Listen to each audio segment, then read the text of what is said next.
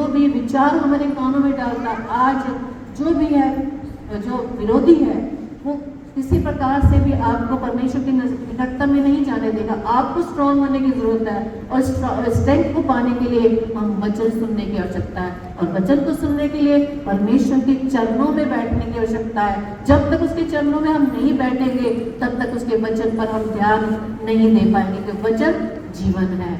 वचन वो जीवन है जो प्रभु हमें देना चाहते हैं। और जो शैतान है, जो विरोधी है, जो मालूम है कि आखिरी दिनों में उसका हाल क्या होने जा रहा है, वो हमारे भविष्य को दिखाने की कोशिश करता है।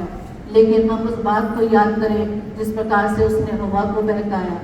वो अपने उन शब्दों को, 2-4 शब्दों को साथ साथ जोड़ देता है। हवा कहती है कि तुम मर जाओगे, परमेश्वर ने कहा कहते तुम निश्चय नहीं मरोगे, गारंटी दे रहा है। तो आज ये गारंटी चुपचाप हमारे कानों में भी डालता है कि तुम ऐसा कर लो, तुम ऐसा कर लो, कोई नहीं देख रहा।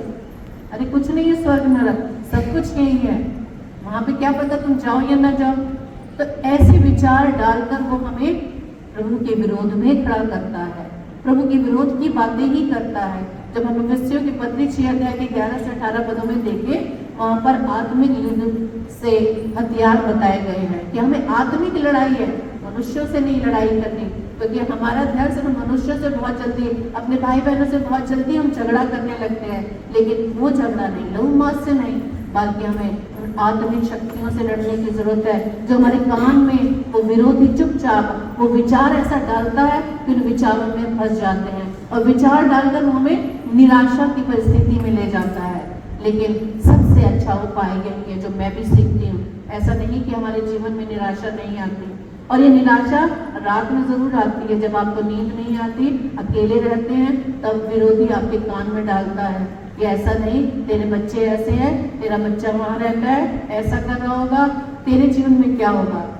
उन पर यदि हमने ध्यान दे दिया, यदि उस पर हमने विचार कर लिया, तो हम उसी निराशा की हालत में चले जाते हैं। हमें मरियम से सीखने की आवश्यकता है कि हमें प्रभु के चरणों में बैठकर प्रभु के वचन को थाम कर रखना है। ऐसे हालत में हमें उस स्थान को तुरंत छोड़कर प्रभु के वचन को उठाना है, प्रभु के वचन को पढ़ना है, प्रभु के वचन के द्वारा हमें सामर्थ मांगनी है, क्योंकि प्रभु का वचन ही ऐसा है जो हमें निराशा से, विपरीत हालातों से निकालने के लिए हमारे लिए परमेश्वर ने दिया है। और वचन जो जीवन है, ये जीवन यानी ये जीवन की पुस्तक हम सभी के घरों में है, हम सभी के घरों में है, लेकिन हम इसे खोलना नहीं चाहते। ये जीवन जो हमारे पास है, उस जीवन को पाने के लिए हम दुनिया में ढूंढते हैं, हम दुनिया के लोगों के पास जाते हैं, लेकिन जीवन जो देने वाला पिता परमेश्वर है, उसके चरणों में बैठने के लिए हमारे पास समय नहीं है। समय हमारे पास बहुत है, लेकिन हमें मैनेज करना नहीं आता। जिस प्रकार से मार्था को मैनेज करना नहीं आया, उसने खुद रिसीव किया प्रभु यीशु मसीह और उसके चेलों को, लेकिन वो शारीरिक भोजन देने के लिए उनकी परिणाई करने लगी। क्या हम प्रभु को, क्या हम अपने पिता परमेश्वर को कुछ दे सकते हैं?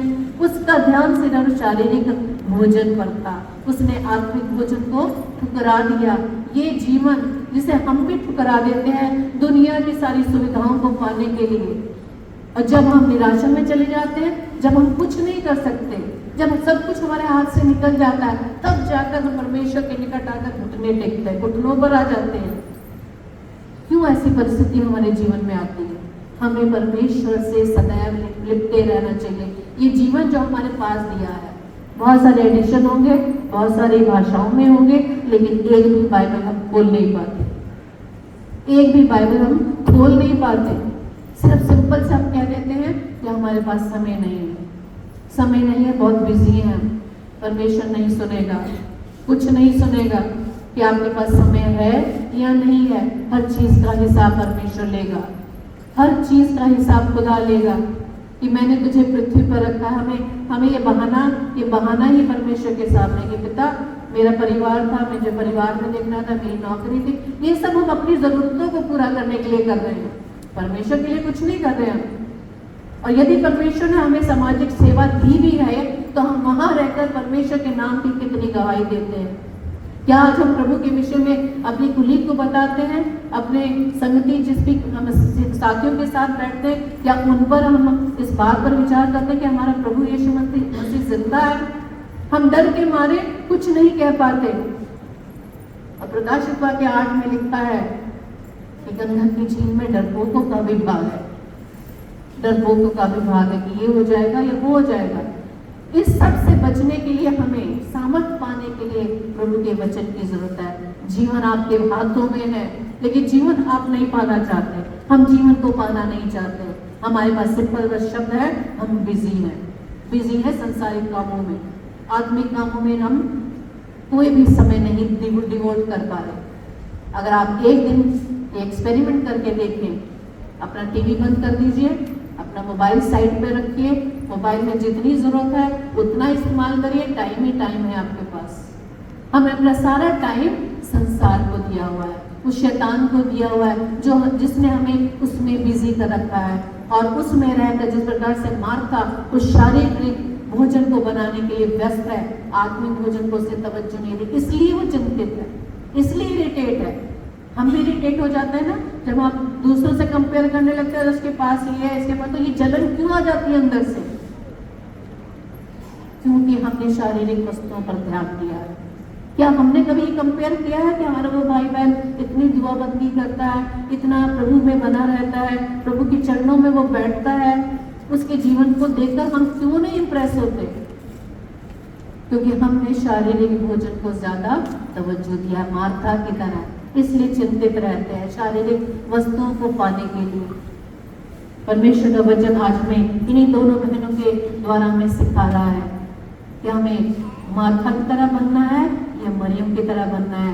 प्रभु यीशु मसीह कहते हैं, हे मार्था है, हे मार्था, तू बहुत चिंता करती है। आज भी परमेश्वर हमें बुलाता है कि चिंता, जब कहते हैं ये बोझ से दबे हुए लोगों सब मेरे पास आओ, मैं तुम्हें विश्राम दूंगा। विश्राम देने वाले के पास हम जाना ही नहीं चाहते, क्योंकि उसके पास जाने के लिए एक बात है, उसके पास जाने के लिए स्वभाव में तब्दीली लानी जरूरी है, जो स्वभाव हम चेंज ही नहीं कर पाते, उस स्वभाव को हम चेंज नहीं कर पा रहे हैं अब तक। मरियम मार्था के विषय में हम हर संडे, हर साल हम अपने चर्च में या कई जगह पर हमने सुना, लेकिन तब्दीली कहाँ है? कहाँ है परिवर्तन?